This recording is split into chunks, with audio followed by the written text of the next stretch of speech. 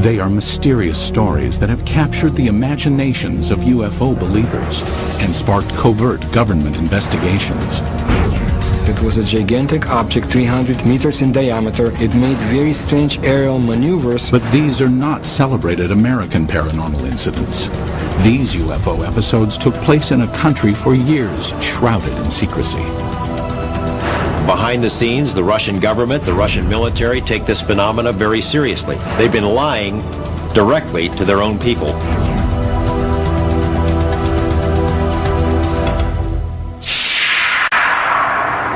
May 2002. In a remote area 100 miles outside of Moscow, an investigative team from Kosmopoisk, a group that studies UFO sightings, searches for signs of UFO activity. We are going to enter the forest. This is the place pointed out by local people to be the destination of different types of UFOs. Soviet ufologists have been active since the 1960s. They claim that for decades, thousands of citizens have witnessed the appearance of unexplainable objects in the skies over Mother Russia.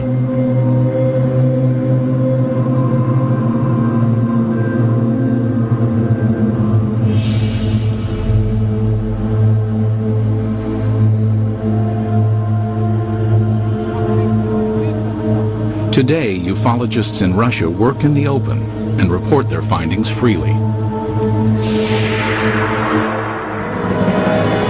This was not always the case. Before the policy of glasnost was introduced in 1985, independent investigations of UFOs in the former Soviet Union were conducted in a climate of secrecy and fear.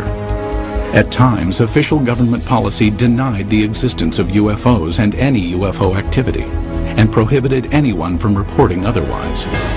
The UFO research in the former Soviet Union was a very complicated matter because one had to deal with overall state secrecy.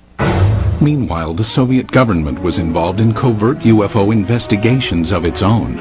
We know that the Russian government studied this secretly for a period of 40 years. We know that they took it very seriously. We also know that there have been various attempts, including more recent ones, to put a spin on this to say, there's nothing to it. That's a bunch of baloney. The results of the Soviets' most far-reaching secret UFO study became public in the year 2000. The inquiry started in 1978 and took 13 years to complete. The investigative team consisted of top scientists and military experts, and was completely clandestine. Certainly, this collaboration between the Academy of Sciences and the Ministry of Defense was not paraded. I mean, formally, these studies were closed. Classified organizations took part in these studies. This research should have a secret character. Colonel Boris Sokolov was the coordinator of the investigation. Shortly after the fall of the Soviet Union, he met with American investigative journalist George Knapp. Sokolov told us that just as in America, 90 to 95% of these cases could be explained away, but the remaining 5 to 10% could not be easily explained. The 13-year Soviet UFO study scrutinized some of the most puzzling sightings in Russian history. In 1968, a cameraman documenting a test of a Soviet jet fighter noticed a huge triangular object in the sky. He focused his camera on the object and caught it on film. In 1977, an unusual aerial display sent tentacles of light streaming down over the town of Petrozavodsk. Some claim the event caused fine holes to be glazed in glass windows and concrete. In 1982, military personnel at an intercontinental ballistic missile base witnessed several brilliantly lit orbs overhead. Seconds later, a warning light indicated a missile had switched to the prepare to launch mode. Had an alleged UFO come close to starting a nuclear attack?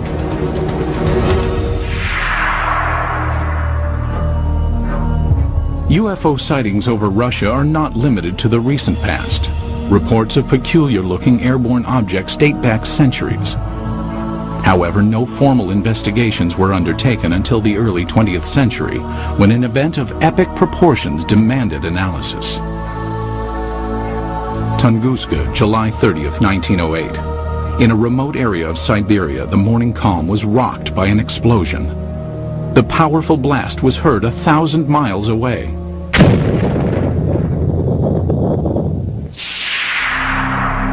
There was an enormous firewall blast, something on the order of 15 megatons of equivalent energy, which is roughly 1,000 times that of the Hiroshima blast at the end of the Second World War. This was an extraordinary event. Because of the remoteness of the Tunguska region, it was almost 20 years before any government researchers visited the site. The first expedition to reach Tunguska was headed by Russian mineralogist Leonid Kulik. When the initial expedition got to the Tunguska area in 1927, the natives were reluctant to show the scientists into the region because they thought the god Agdi had devastated the area because of the wickedness that was going on, and he had destroyed the trees, killed the animals. Kulik eventually convinced locals to direct him to the blast location. Believing a meteorite had caused the massive explosion, Kulik assumed he would find a crater at the point of the meteorite's impact. To his surprise, there was none. He looked for meteorite samples on the ground because often when an object hits the Earth, it throws up debris, and the debris is recoverable around the edges of the crater. But of course he didn't find that either. What Kulik discovered has stirred UFO debate for decades. At the blast's epicenter was a frozen swamp with an untouched clump of fully grown trees in the middle. Circled around the grove, 10 million dead trees lay in a symmetrical ring, seemingly mowed down by a cosmic scythe. So here we have an enormous blast site with no crater, no fragments or meteorites around the rim of the crater, and this radial pattern of burnt trees knocked down for some 20 miles in all directions. In the years that followed, others traveled to Tunguska to study the unusual occurrence. There might have been fruits obtained by labors of another expedition sent by the head of the Soviet secret police in the late 1940s. But all we know is that such expedition existed. We do not know what has happened to the items and the information it collected. Further baffling ufologists were reports of radiation damage in the Tunguska blast region. There were also some reports of mutations taking place in plant life, and even some humans apparently suffered some gene damage. In 1947, Russian Army Colonel Alexander Kazantsev developed a remarkable theory based on information about the devastating consequences of America's atomic bomb attacks on Japan. He was listening to the report about the nuclear bombardment. The announcer gave a very long and very detailed description of how and in which direction trees, houses had fallen, and so on, how everything was hit. He realized that what had happened in Hiroshima, exactly the same happened at Tunguska, only nearly half a century ago. Kazantsev hypothesized that the nuclear-like devastation seen at Tunguska must have been caused by the crash of a nuclear-powered alien spacecraft. But the scientific community rebuffs the UFO theory. Scientists claim the Tunguska explosion was caused by a rare but explainable natural event. They believe an asteroid dropped to just 3 miles above the Earth's surface and then exploded. As the object came in, it was being decelerated and squeezed by atmospheric forces. It blew up with the force of a hydrogen bomb. The shock wave smashed down the forest, knocking trees away from the blast and resulting in a pattern away from ground zero. But how would an asteroid explosion explain the reports of radiation damage in the Tunguska area? Scientists say it can be attributed to the sheer magnitude of the explosion. As we mentioned before, the blast itself was 1,000 times greater than the Hiroshima blast at the end of World War II. The blast would have generated a series of very high-speed charged particles and would have been the cause of some of the mutations in the gene structures of plants and animals. But to this day, scientific explanations do not satisfy many ufologists. I have been several times to the place where the Tunguska body fell. I intentionally call it body, not meteorite. I mean, the catastrophe of an asteroid, of a comet, or of any other natural body cannot lead to such consequences. A number of expeditions found things that they couldn't explain. There were some people who were saying that the evidence suggested this was some kind of an alien spaceship. That was the kind of magical explanation you use when you don't have enough real science to understand the physics and the astronomy involved. Throughout the rest of the 20th century, magical explanations of unidentified flying objects over Russian skies would continue. And in one instance would help expose a top-secret Soviet military project.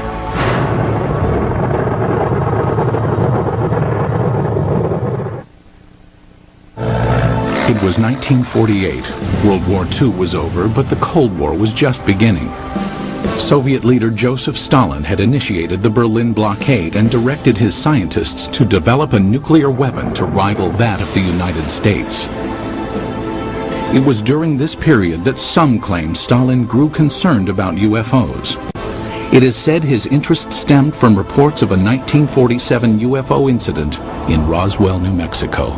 New Mexico in 1947 would have been a hotbed of Soviet espionage because we had all kinds of stuff there. The 509th Bomber Wing, the only atomic bomber wing group. Purportedly, Stalin ordered Sergei Korolev, the founder of the Russian space program, to analyze information about the supposed Roswell crash and report his findings. Mr. Korolev came up with an answer. Yes, UFOs exist. No, they present no immediate threat. And after evaluating the information, all that the Russians had acquired on Roswell and on UFOs, Korolev concluded UFOs are real. They appear to be intelligently controlled. That's what he told Stalin, and Stalin in turn said, that's what my other people have concluded as well. While concrete proof of the conversation does not exist, several Soviet scientific agencies did begin investigating UFOs in the ensuing years. Stalin, after getting this information about Roswell and UFOs in general, did the same thing basically that the American government had been doing. He condemns UFOs in public and then conducts secret tests behind the scenes. He had all sorts of high-level scientists who would research the problem for him and then report to military officials, all behind the scenes. Also hidden from public view were UFO reports culled from Soviet Air Force pilots. Between the mid-1950s and mid-1960s, pilots reported approximately 15,000 UFO sightings. It is very difficult to find a pilot who has been flying for many years and has never seen a UFO. Most of these sightings can be easily explained. In an era of superpower distrust, flights of American spy planes and spy balloons were common over Soviet skies. But investigative journalist George Knapp, who has viewed portions of the Soviet UFO files, found some of the pilot sightings perplexing. There were 40 instances where Russian warplanes were sent after UFOs. This is not temperature inversion, this is not a weather balloon, this is not swamp gas, these are craft floating around in the airspace of Russia, and they sent warplanes to go chase them. While pilots continued to report strange objects in the sky, none could offer tangible evidence to support their claims. But in 1968, over the skies of Riga, Latvia, an alleged UFO sighting was caught on film. As a Soviet propaganda film crew documented a test flight of a fighter interceptor jet, the pilot noticed an unusual object high in the sky.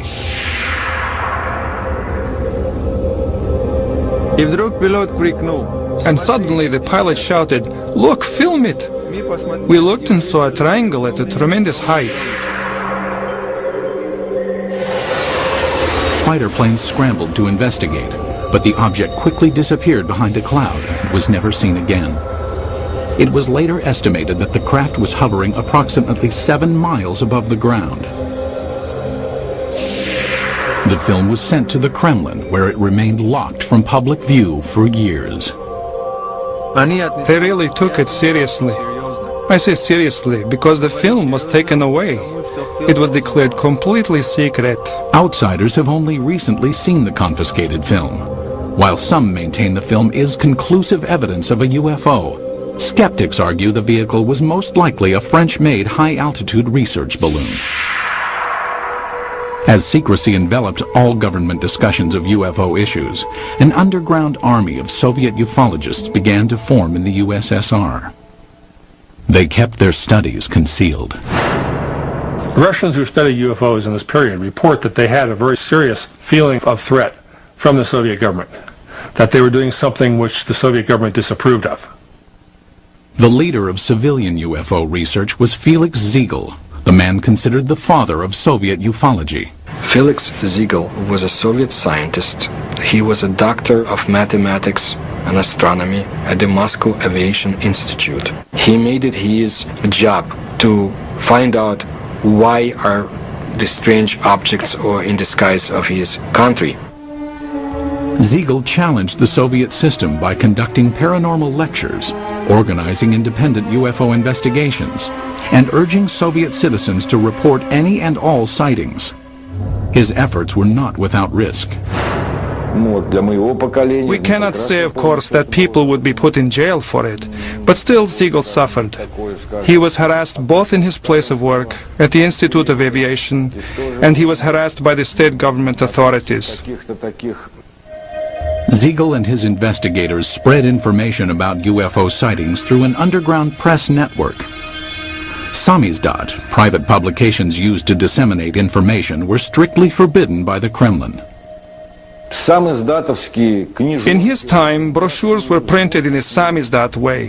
They were collections of observations and letters, typed in 5 to 10 copies. All materials were typed with the use of carbon paper.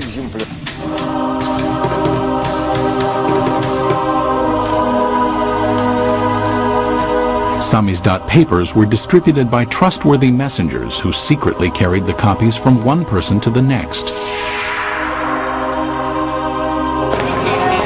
UFO information circulated in this covert manner until 1967, when suddenly it seemed as if ufologists were given a reprieve from government censure. Today it appears this respite was a smokescreen, part of an intricate government deception. The complex ruse began in 1967 when citizens reported multiple sightings of crescent-shaped UFOs over the skies of the Ukraine and the lower Volga Valley.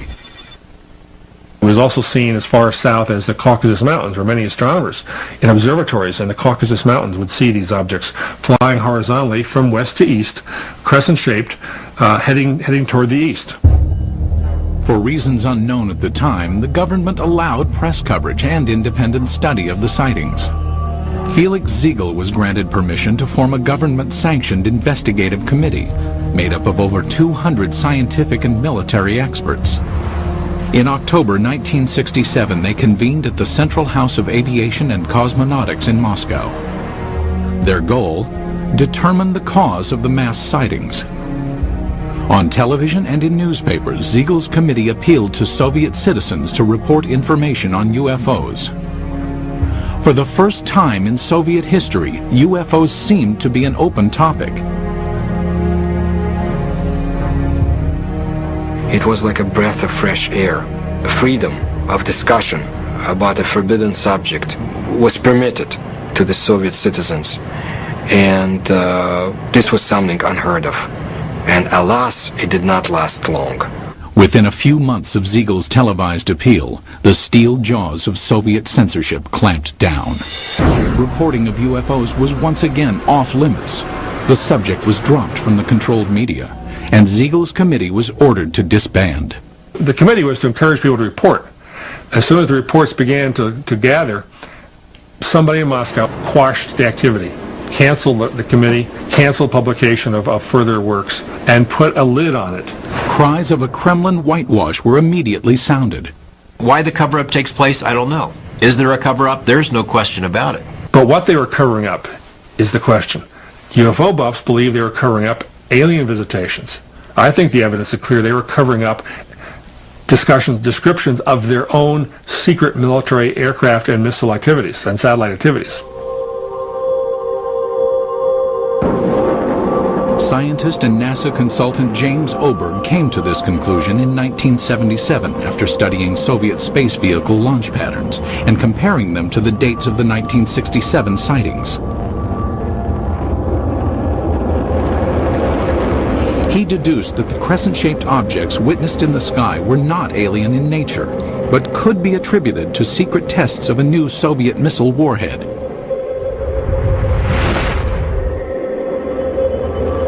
People in the area saw the rockets, especially at night, saw the streamers, the contrails in the sky, even heard the rockets. They were told by the government that there was nothing there, that it was not anything ours. It became a UFO phenomena. Later dubbed by the Pentagon as a fractional orbital bombardment system, the Soviets had good reason to keep the tests secret. It was designed to sneak under our radar as a first strike weapon. It was one of these scary things that you only build it if you mean to make a sneak attack. It was also illegal to have such a weapon because in 1967, the U.S. and Russia and other countries signed a treaty forbidding the placing of nuclear weapons into orbit.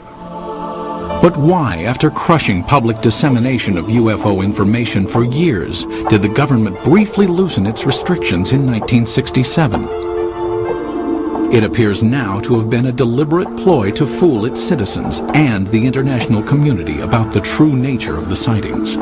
The Soviet government did not want the public to understand what was going on. They didn't want the Americans to know, for example, what was going on. It was a useful camouflage. It diverted people's attention. Because it was a UFO, Western journalists would laugh rather than investigate it. The cover-up by the Soviet government is in letting people think they're flying saucers. The strategy backfired when the extensive UFO data collected by Felix Ziegel's committee was published in magazines. The Soviet government realized what these reports really were. They're military secrets. Not described accurately, but accurately enough to be of use to the CIA if they ever caught on. The government said, "Oh my gosh," and other things in Russian, and said no more UFO reports get published in the Soviet Union. For 10 years, public discussion of UFOs was effectively brought to a halt.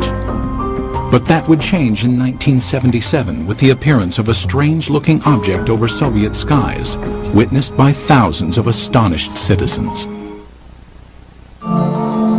September 20th, 1977. As dawn approached in the small Russian port city of Petrozavodsk, a spectacular aerial display lit up the skies.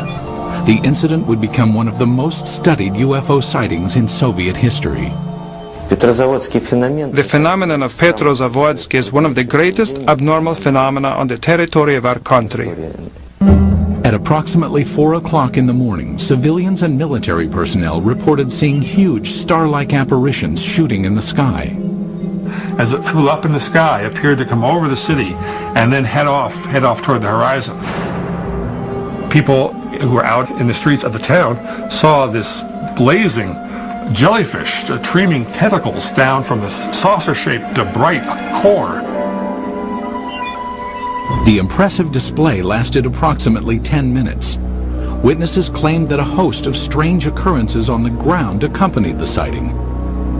They reported all sorts of phenomena. They smelled ozone, computers were crashing, drivers lost control of their vehicles and went into ditches.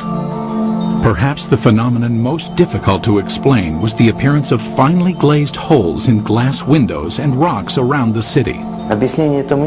There is no explanation for this fact, but the connection is direct by the time parameters.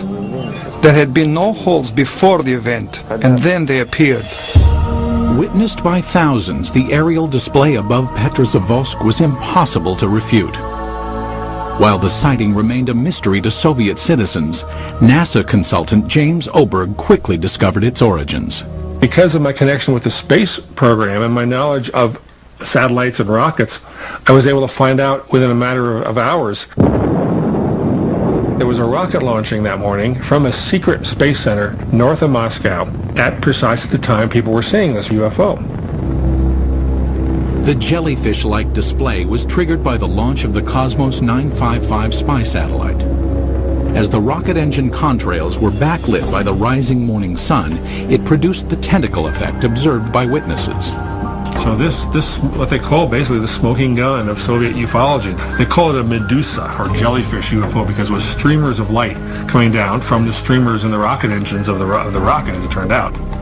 As with previous mass sightings, the government had ample reason to keep the truth hidden from Soviet citizens. The satellite was launched from a secret military space center called Plesetsk, one of several undisclosed missile bases scattered throughout the Soviet Union.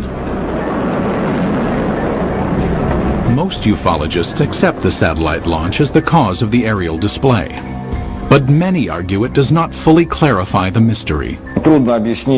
How shall we explain the appearance of some beams that burnt the glass? When the pieces of the glass were analyzed at the Institute of Metrology in Moscow, they concluded that these holes resulted from badly glazed window glass. That is, a purely technical defect took place. I do not believe that the launch of a secret military satellite would explain the holes that were made in the glass. My personal opinion, no, this was not man-made technology that's responsible for such effects. There were some reports of holes being drilled into glass window panes and in paving stones.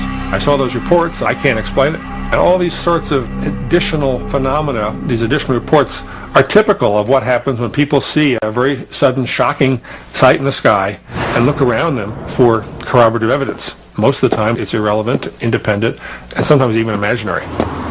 While the mysterious holes might never be fully explained, the Petrozavodsk incident had much deeper consequences inside the walls of the Kremlin. The upshot of this incident was the decision of the Soviet government to create a secret program to study UFOs. In the weeks following the Petrozavodsk sighting, the Soviet Academy of Sciences received inquiries from several European nations concerned about the nature of the event. In response, the Academy of Sciences requested permission from the Kremlin to initiate a top-secret investigation of anomalous occurrences. Although aware the majority of these events were not paranormal in nature, the scientists admitted in their request that they could not provide a scientific basis for all UFO sightings. The Academy of Sciences can neither ignore or explain the paranormal phenomena similar to that observed in September 1977 in Petrozavodsk. The program was organized to show that we did not know the answers to these questions and would be studying it on the scientific level. That was the way the official scientific program for studying abnormal phenomena and extraterrestrial flying objects started its work in the Soviet Union. In 1978, the investigation that later became known as Institute 22 was formally started.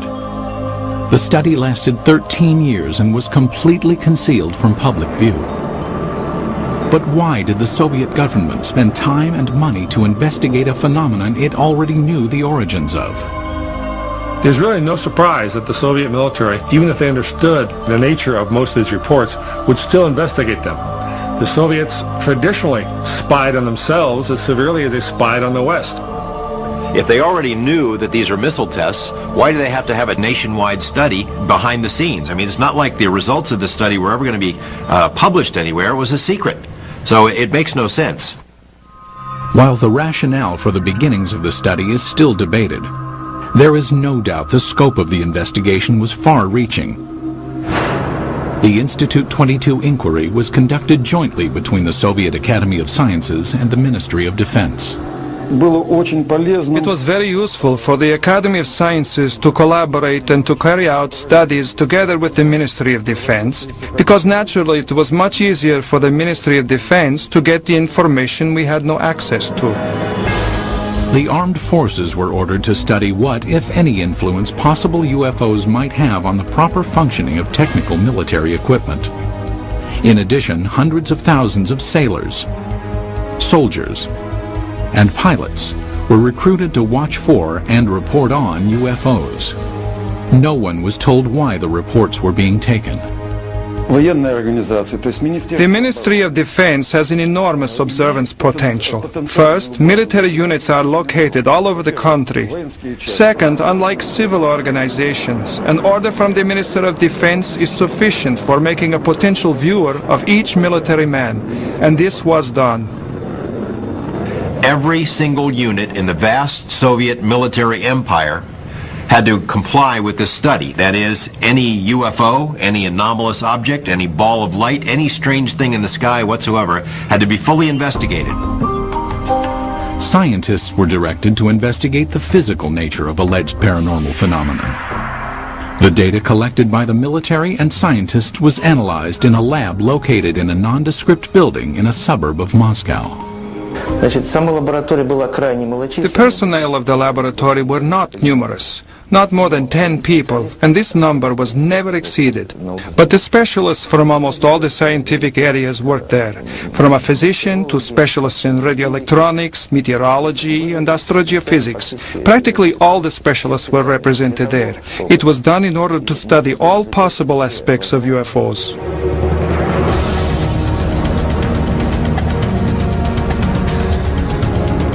6 years into the study, Institute 22 would be called on to scrutinize an incident of global consequence, when a suspected UFO incident placed the world on the brink of nuclear war.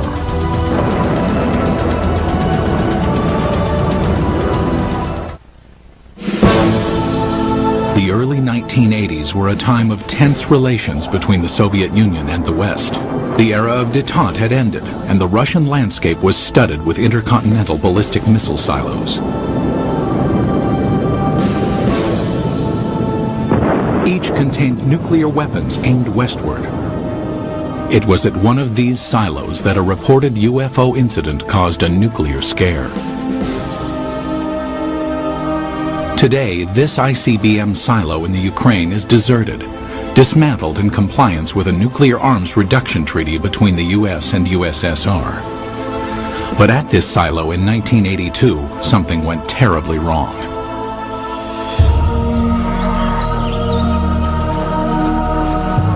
It started at approximately 6 p.m. when soldiers and villagers in the nearby town of Bielo-Korovichi witnessed a strange object in the dusk sky. A military officer at the time described what he saw. I was riding a motorcycle not far from here. I saw a large object in the air. It had a perfect geometric shape. At the same moment inside the silo, an emergency warning light indicated that a nuclear missile had switched to launch mode. The most telling testimony comes from the communications officer who said that somehow something entered the correct code. But Moscow had not ordered a launch, nor had any personnel in the bunker touched the control panel.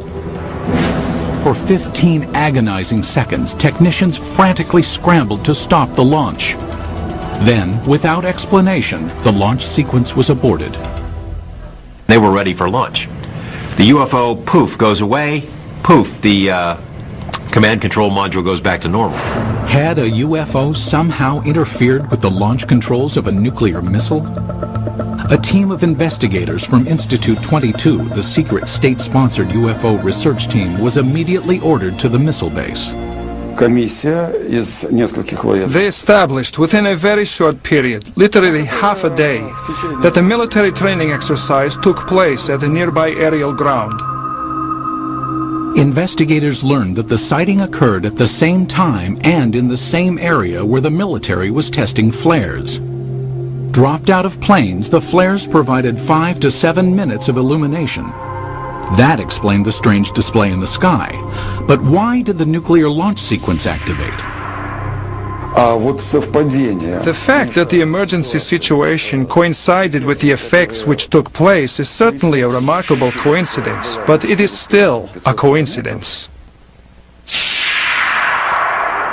The ICBM control equipment was systematically taken apart and rebuilt, but no defects were found. It's not just an electrical malfunction. Something entered the correct launch codes. That just doesn't happen every day. We hear from our government UFOs are not a matter of national security. The Russian government has been telling its people the same thing. They're trying to confuse us. This incident is clear evidence, if ever there was, that UFOs do carry national security implications. After examining the ICBM episode, the investigative team of Institute 22 continued to scrutinize various sightings around the country. Some who reported UFOs had a much closer view than those on Earth. Cosmonauts. The first man in space, Yuri Gagarin, is quoted in the Thread 3 documents as saying, "I can tell you that UFOs are real, and if you allow me, I'll tell you a lot more." The second man in space, cosmonaut Titov, said that there were 7 UFOs dancing around his space capsule during his brief flight into space. However, even to this day, most cosmonauts are reluctant to speak about any unusual phenomenon they witnessed in space. There's a ridicule factor, there's a laughter curtain, there are career consequences from reporting a UFO and taking it seriously. But in this rare interview obtained by the History Channel, 2 cosmonauts spoke of unusual objects they encountered in space. Many cosmonauts have seen phenomena which are far beyond the experiences of Earthmen. For 10 years, I never spoke of such things. Former Commander Vladimir Kovalyonik of the Salyut 6 space station revealed that on May 5, 1981, he observed an unrecognizable illuminated entity outside the porthole of his craft.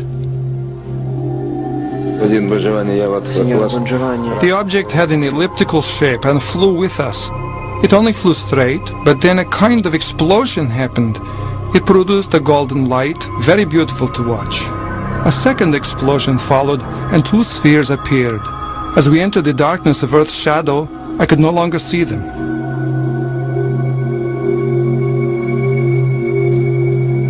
On a Mir mission in 1991, cosmonaut Musa Manarov managed to videotape an anomalous object during a routine docking procedure. I was looking out the biggest window. It was directly in front of me. I am familiar with the construction of all spaceships, but this was different. There is ongoing debate about sightings of unidentified objects by cosmonauts and American astronauts alike. Skeptics insist there is enough debris left in orbit to constitute a plethora of unusual sightings.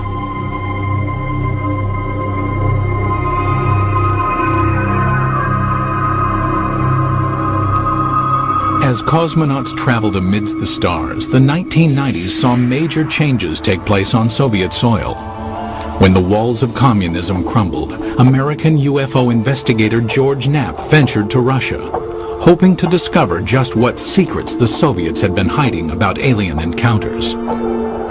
What he found was startling. Beginning in the mid-1980s, the leaders of the United States and the Soviet Union conducted several summits aimed at reducing both nuclear arms and tensions between the 2 superpowers.